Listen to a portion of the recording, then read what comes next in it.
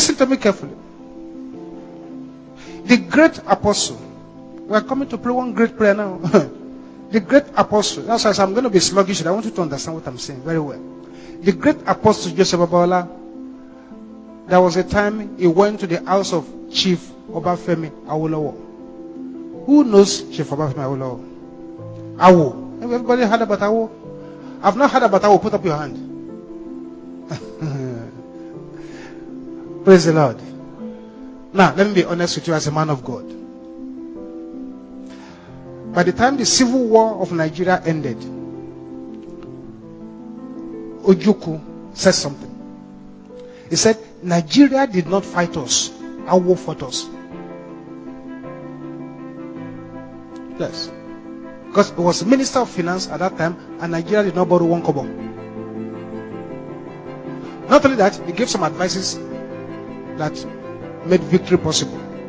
Then when he died, Ojukwu now said, this man was the best president Nigeria never had. Never had. And if, when they say presidential debate, and you put Awo on TV to be debating with the others, by the time Awo begins to talk, the others look like fools.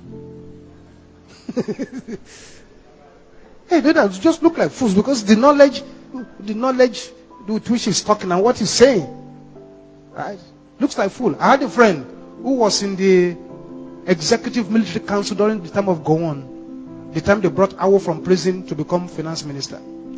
He said when they brought him to that executive council and he sat down, he looked at all these soldiers. He said, you want to make minister of finance? Okay, if you want to make minister of finance, let me give you a short lecture. And he gave those military boys a short lecture on primary school economics.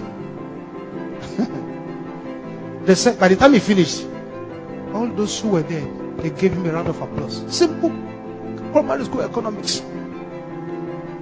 Right. Awo was the person that said that anybody who wants to trade with Nigeria has to be primitive trade by barter. Say, bring this, I take this. Bring this, we are not going to bring our money to go and buy. You, when you bring, we take. It's an exchange.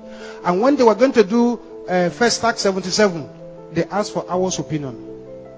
Awo was still alive. Awo said, this First Tax 77 is a show of our primitivity. And that the white man will be quite happy to see us exhibit our primitivity. That the money that was to be used for First Tax 77 should be spent for technology, for education, for things that will move people forward. Not going back to the idols that dragged us to where we were. It was Awo that said it.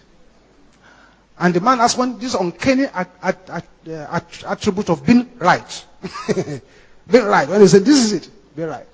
One day they asked him a question on television. He said, sir, why is it that you don't take advice from other politicians? I said, advice? Sir? How can I take advice from somebody who is busy dancing with free women on the street at night while I'm busy struggling and thinking about how things will go forward? That's how. I've been all over the world. The only other president I see that matches Awo in intelligence is Fidel Castro of Cuba. When you see that one to talk, you know this man understands what he's talking about. The great apostle, Joseph Babalola, listen to me well, went to visit Awo. Awo was not at home. He met his wife.